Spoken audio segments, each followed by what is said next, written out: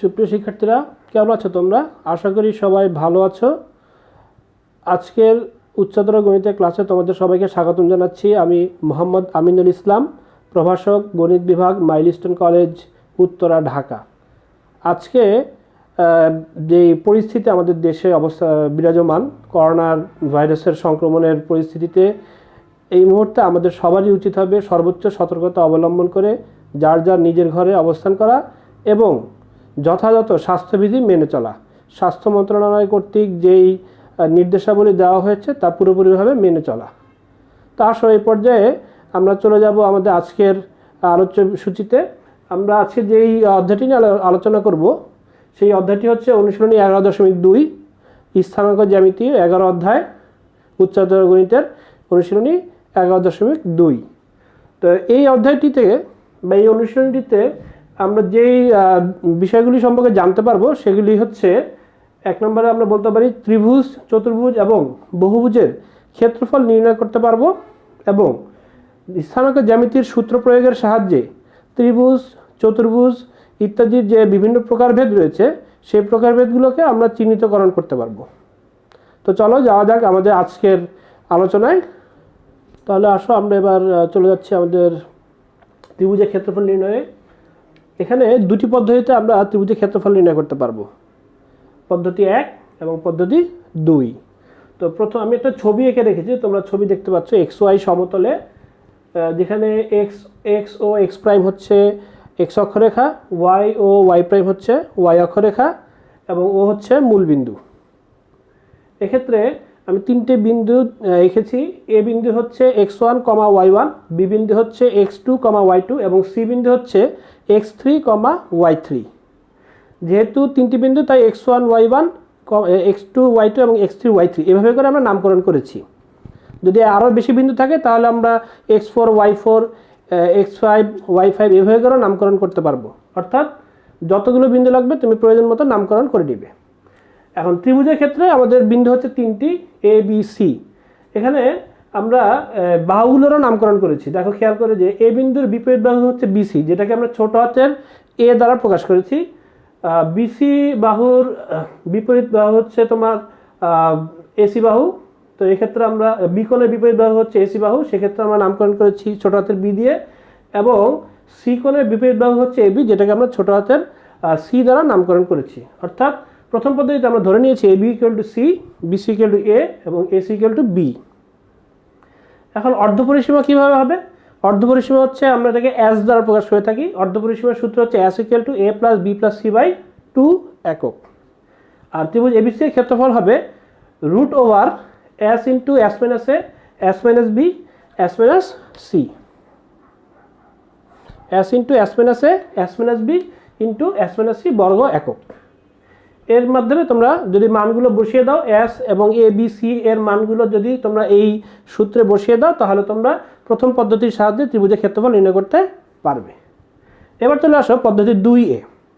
পদ্ধতি 2A হচ্ছে যে তিনটি বিন্দু আমরা দেখতে পাচ্ছি ত্রিভুজের, সেই তিনটি বিন্দুকে ঘড়ির কাঁটার বিপরীতে আমাদের বিবেচনা করতে হবে। আমরা ধনাত্মক এক্স অক্ষ থেকে আমরা ধরা শুরু করব। এই প্রথম চতুর্ভাগ ঘড়ির কাঁটার বিপরীতে ঘুরে, এটা হচ্ছে দ্বিতীয় চতুর্ভাগ, এটি হচ্ছে তৃতীয় চতুর্ভাগ, এটি হচ্ছে চতুর্থ চতুর্ভাগ। অর্থাৎ বিন্দুগুলি কোন চতুর্ভাগে পড়লো সেটি ঘড়ি কাঁটার বিপরীত দিকে আমরা ক্যালকুলেশন করব। প্রথম বিন্দু হচ্ছে এ বিন্দু, দ্বিতীয় বিন্দু হচ্ছে বি, তৃতীয় বিন্দু হচ্ছে সি। ঘড়ি কাঁটার বিপরীতে অবশ্যই আমাদেরকে এটা নিতে হবে। বিন্দুগুলিকে আমরা প্রথমে স্থানাঙ্ক পদ্ধতিতে আমরা বসাবো, স্থানাঙ্ক আমরা অক্ষের সাহায্যে বসাবো।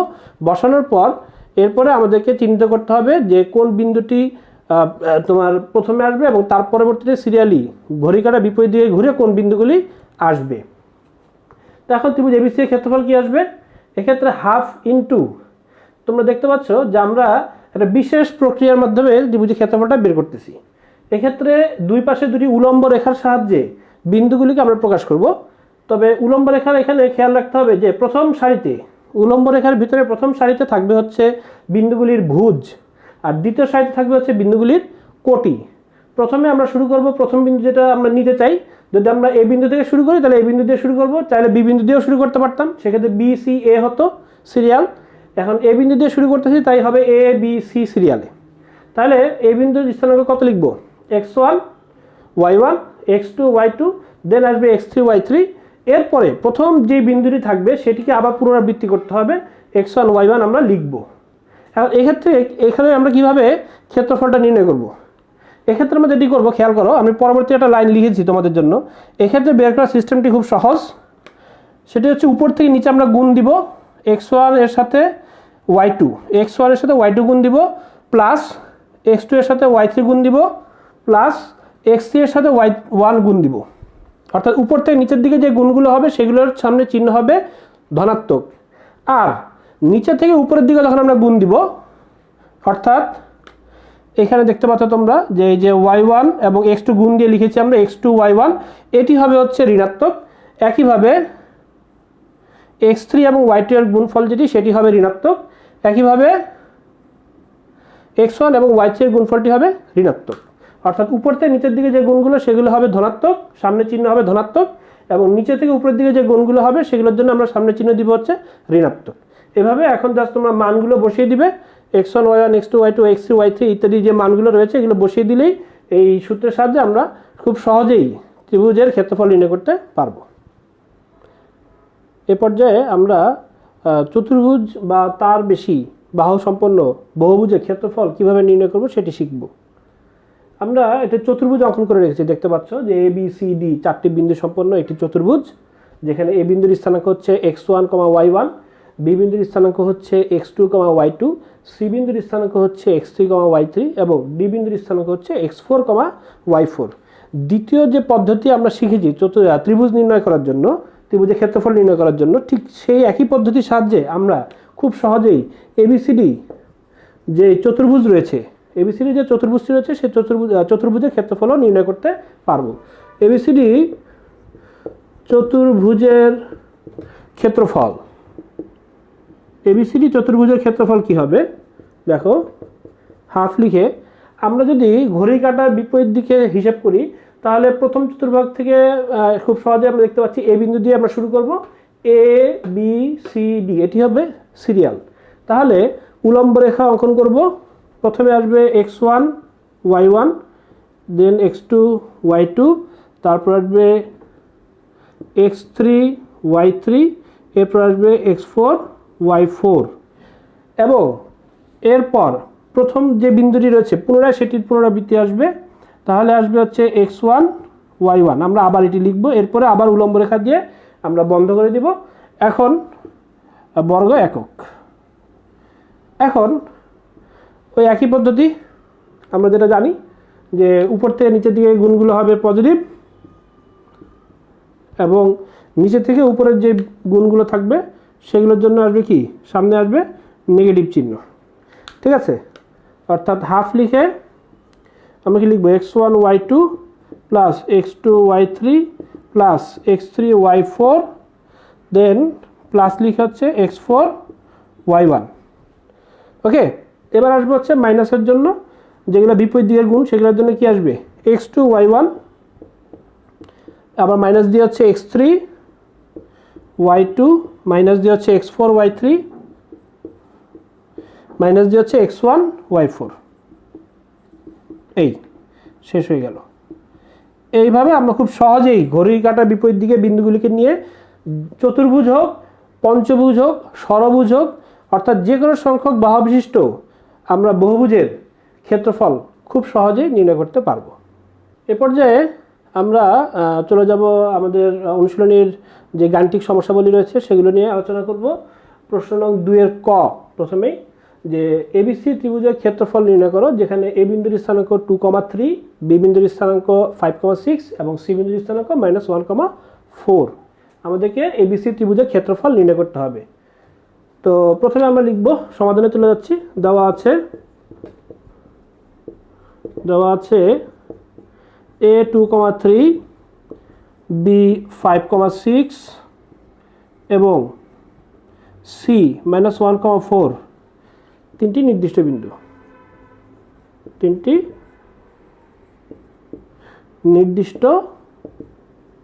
বিন্দু। এখন xy সমতলে আমরা বিন্দুগুলিকে আগে বসাবো। আমরা লিখব, এই কথাটা লিখতে হবে যে xy সমতলে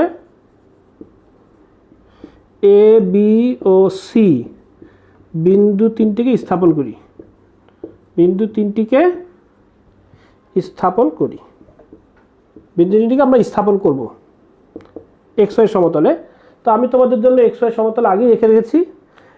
এখন আমরা যেটা করব, সাধারণত বিন্দুগুলো আমরা গ্রাফ পেপারে বসাবো, ঠিক আছে? গ্রাফ পেপারে বসিয়ে আমরা করব। কিন্তু তোমার কাছে যদি গ্রাফ পেপার না থাকে তাহলে কি আমরা কি করতে পারি, সেক্ষেত্রে আমরা খাতায় এভাবে করে দুটি অক্ষ এক্স অক্ষ ওয়াই অক্ষ এঁকে নিয়ে আমরা নির্দিষ্ট দূরত্ব পরপর বিন্দুগুলোকে চিহ্নিত করতে পারি। এই যেখানে আমি তোমার এক্স অক্ষের জন্য ধনাত্মক ঋণাত্মক এবং ওয়াই অক্ষের জন্য ধনাত্মক ঋণাত্মকে বিন্দুগুলি চিহ্নিত করে রেখেছি, 1 2 3 ইত্যাদি করে আমরা বিন্দুগুলো নিয়ে রেখেছি। আসলে আমরা এখন বিন্দুগুলি আমরা বসাবো। 2,3 তাহলে এক্স অক্ষের দিকে যাবে 2 একক, ওয়াই অক্ষের দিকে যাবে 3 একক, এইখানে গিয়ে বসবে বিন্দুটি, এটা হবে এ বিন্দু।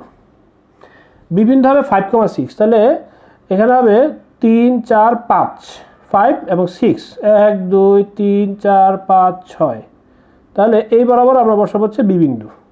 আর সি বিন্দু হবে -1,4, মাইনাস বলে ঋণাত্মক দিকে আসবো, -1,4, তাহলে 4 হচ্ছে ধনাত্মক, তাহলে উপরের দিকে যাবো ওয়াই অক্ষের, অর্থাৎ 1 2 3 4 এই বরাবর আমরা সি বিন্দুটি বসাবো।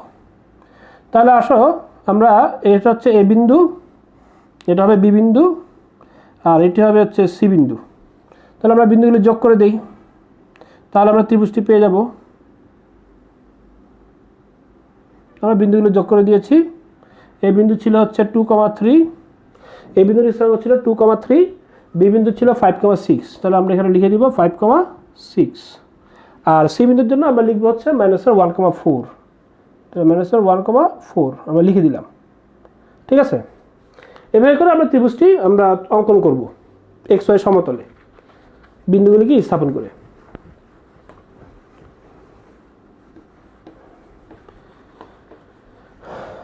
এখন যেটা করব সেটা হচ্ছে ঘড়ির কাঁটার বিপরীতে, ঘড়ির কাঁটার বিপরীতে বিন্দুগুলিকে বিবেচনা করে পাই, বিন্দুগুলিকে বিবেচনা করে পাই। এবিসি বিন্দুগুলিকে ঘড়ি কাঁটা বিপরীত দিকে আমাদেরকে বিবেচনা করতে হবে। তো ঘড়ি কাঁটা বিপরীতে ধরো আমরা যদি হিসাব করি, এ বিন্দু থেকে যদি হিসাব করি, এ বিন্দু থেকে ঘড়ি কাঁটা বিপরীত দিকে যদি ঘুরি, অর্থাৎ অ্যান্টি ক্লকওয়াইজ, এভাবে করে ঘুরতে হবে অ্যান্টি ক্লকওয়াইজ।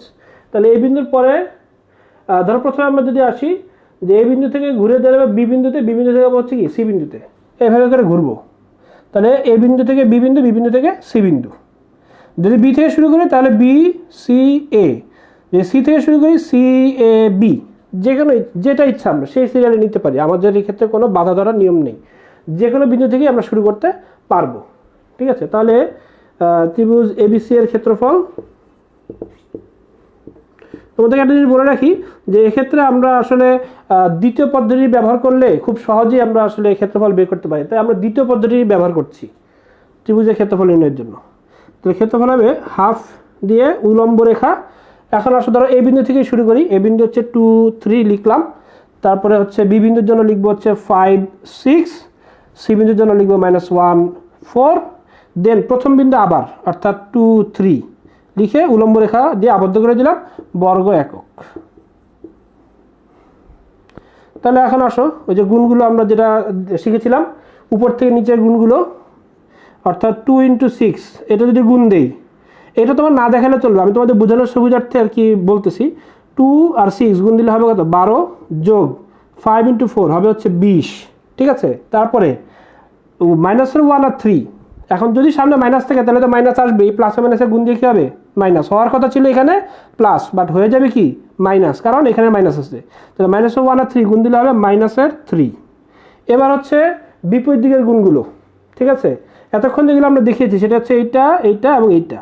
এবার আমরা বিপরীত দিকের গুণগুলো নিব, এই জন্য সামনে চিহ্ন আসবে হচ্ছে মাইনাস। তো সামনে মাইনাস চিহ্ন আসলে সেক্ষেত্রে প্রথমে এটার সাথে এটা গুণ, মাইনাস দিব 3 5 15, তারপরে মাইনাস দিয়ে লিখবো হচ্ছে কত, মাইনাসের 6 × -1, মাইনাসের 1 আর 6 গুণ দিলে হয় -6, আর সামনে সূত্রে মাইনাস, তো মাইনাসে মাইনাসে হয়ে যাবে প্লাস। এখানে কিন্তু গুণফল হচ্ছে কত, 6 আর -1, গুণফল হচ্ছে -6, আর সামনে যেহেতু বিপরীত দিক থেকে করতেছে তাই সামনে মাইনাস আসবে, তো মাইনাসে মাইনাসে হয়ে যাবে কি প্লাস, প্লাসের কত 6। আর এখানে হবে কিন্তু আবার মাইনাসের কত আসবে 8 বর্গ একক। ঠিক আছে, এবার জাস্ট আমরা ক্যালকুলেশন করে দিয়ে আসো। এখন কি আসবে দেখি, 12 আর 20 কত 32, 32 আর 6 কত 32 আর 6 হচ্ছে 38, তাহলে আসবে হচ্ছে 38 হচ্ছে পজিটিভ। আর নেগেটিভ আসবে কত 3 আর 15 কত 18, 18 8 কত 26, অর্থাৎ হাফ ইন্টু 12 বর্গ একক গুণফল যদি আমরা কাটাকাটি করি তাহলে কত আসবে 6 বর্গ একক। এটি হচ্ছে নির্ণয় ত্রিভুজ এবিসি এর ক্ষেত্রফল। ঠিক আছে, তাহলে এটি হবে সুতরাং নির্ণয় ত্রিভুজ এবিসি এর ক্ষেত্রফল, নির্ণয় ত্রিভুজ এবিসি এর ক্ষেত্রফল, নির্ণয় ত্রিভুজ এবিসি এর ক্ষেত্রফল সমান 6 বর্গ একক। আশা করি তোমরা অঙ্কটি বুঝতে পেরেছো। এখন আমরা 4 নং প্রশ্নটিতে চলে যাব। 4 নং প্রশ্নটি তোমরা বোর্ডে দেখতে পাচ্ছ যে a মাইনাসের a,0, b 0,-a, c a,0 এবং d 0,a শীর্ষ বিশিষ্ট চতুর্ভুজের ক্ষেত্রফল কত। এর মান এখানে সুনির্দিষ্ট করে উল্লেখ করা নেই, তাই আচ্ছা প্রথমে আমরা সমাধানে এইগুলো বলে নিব। এখন যেহেতু সুনির্দিষ্ট করে বিন্দুগুলির ক্ষেত্রে a এর মানটি উল্লেখ করা নেই, সেক্ষেত্রে আমরা খুব সহজেই চিত্রটি আঁকতে পারি। xy সমতলে মূল বিন্দু থেকে সর্বদা সমান দূরত্ব বজায় রেখে আমরা জাস্ট a বিন্দুগুলো, b বিন্দুগুলো, c d ইত্যাদি বিন্দুগুলো আমরা বসাবো। খেয়াল করে দেখো, প্রথমে মূল বিন্দু থেকে ঠিক যে দূরত্ব আমরা a বিন্দু নিয়েছি মাইনাসের a,0 একই রকম দূরত্ব নিয়ে, ঠিক আছে, এখানে যেহেতু মাইনাসের a,0 আছে তার মানে এই মাইনাসের a হচ্ছে x অক্ষের উপর আর 0 হচ্ছে y অক্ষের মান, সেক্ষেত্রে এই বিন্দুটি x অক্ষের উপরেই থাকবে। তাহলে a বিন্দু হচ্ছে মাইনাসের a,0 আর c বিন্দু হচ্ছে a,0, ঠিক তার বিপরীতে সমান দূরত্ব নিয়েছি। অনুরূপভাবে d বিন্দুর জন্য হচ্ছে 0,a, তার মানে এটা হচ্ছে y অক্ষের উপরে থাকবে, x অক্ষের মান নেই। 0,a বিন্দুটি হবে y অক্ষের উপরে।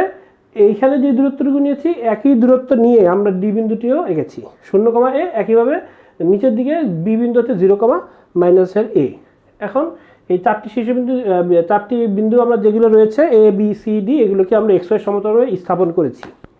এখন আসলে ক্ষেত্রফল বের করব। একই পদ্ধতি আমরা যে পদ্ধতিতে এর আগেও চতুর্ভুজের ক্ষেত্রফল বা ত্রিভুজের ক্ষেত্রফল বের করেছি, পদ্ধতি 2। সুতরাং এখন যেটি করব আমরা, এখন a b c d বিন্দুগুলিকে ঘড়ি কাঁটার বিপরীতে নিয়ে পাই, ঘড়ি কাঁটার বিপরীতে নিয়ে পাই, ঘড়ি কাঁটার বিপরীতে নিয়ে যদি আমরা হিসাব করি যে আসবে কি, যে এবিসিডি চতুর্ভুজের ক্ষেত্রফল, এবিসিডি চতুর্ভুজের ক্ষেত্রফল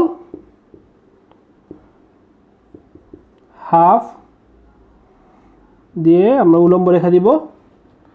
এবার আমরা প্রথমে সি বিন্দু থেকে শুরু করি, তাহলে সি বিন্দু স্থানাঙ্ক বসালাম হচ্ছে a এবং 0, তারপর ডি বিন্দুর জন্য হচ্ছে 0a, এ বিন্দুর জন্য আসবে মাইনাসের a এবং 0, এবং এরপরে বি বিন্দুর জন্য আসবে 0 মাইনাসের a।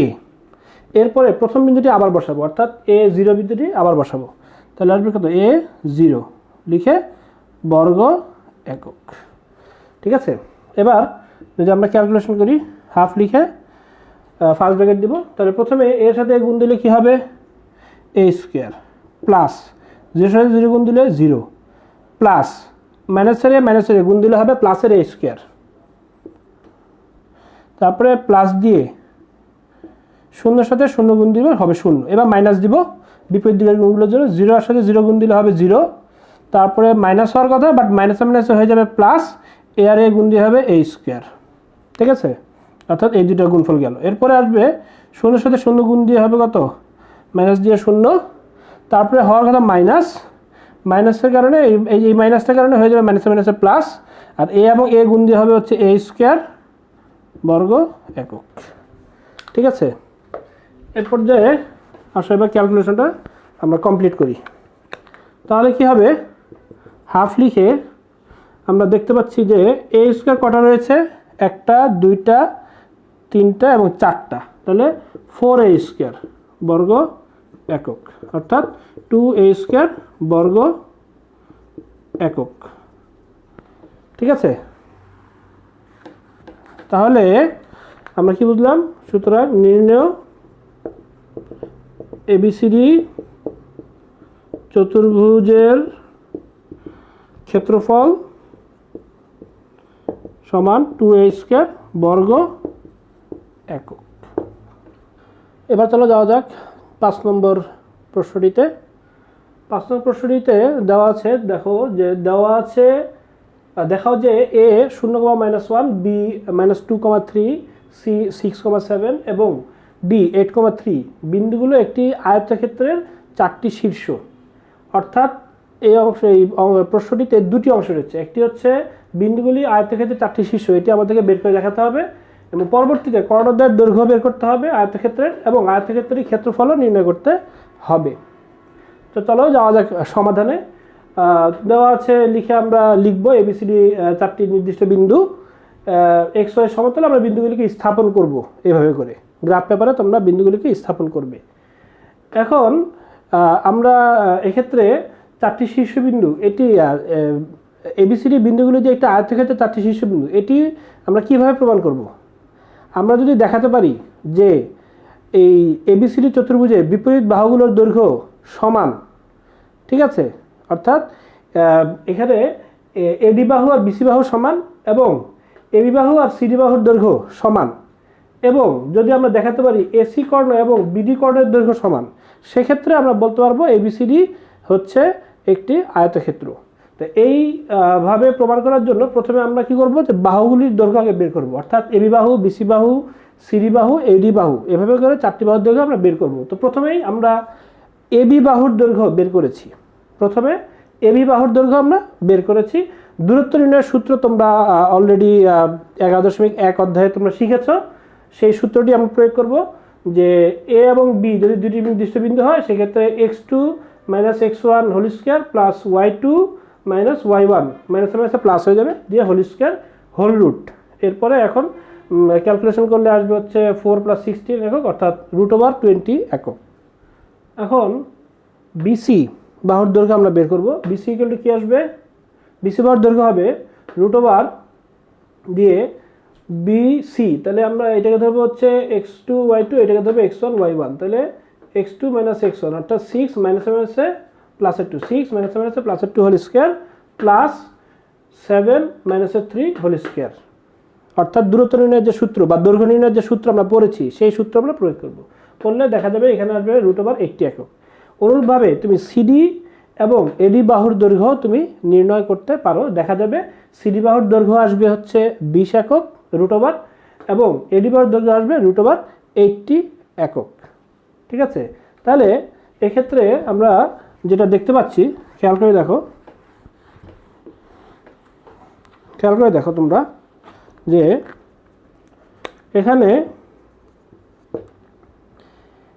AB equal to CD এবং